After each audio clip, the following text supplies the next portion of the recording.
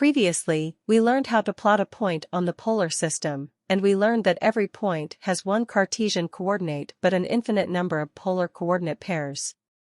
Now we are going to learn how to convert polar points into its corresponding Cartesian point.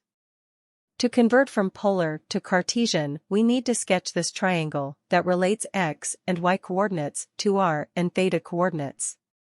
Let's find x and y using r and theta. What do you think the value of the x would be given r and theta? The value of x is equal to the hypotenuse, r, multiplied by cosine the angle theta. What do you think the value of the y would be? The y value is equal to the product of the hypotenuse, r, and the sine of the angle theta.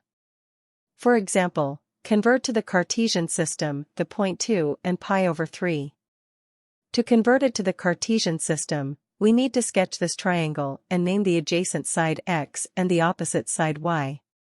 What is the x-coordinate of the point 2 and pi over 3?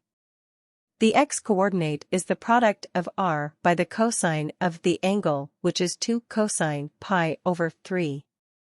What is the value of cosine pi over 3?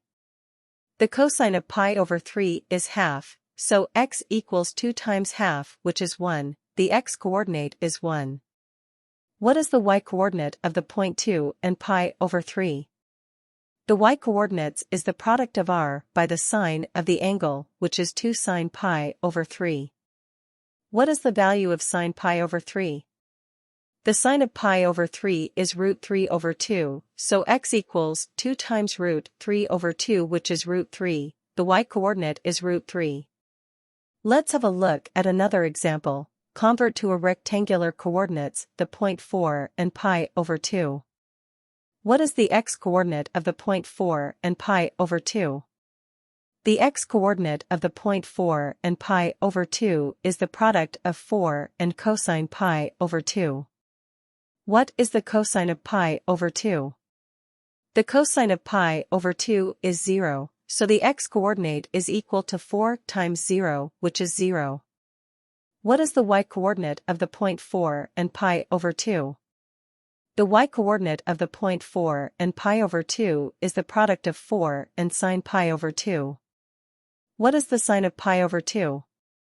The sine of pi over 2 is 1, so the y-coordinate is equal to 4 times 1, which is 4.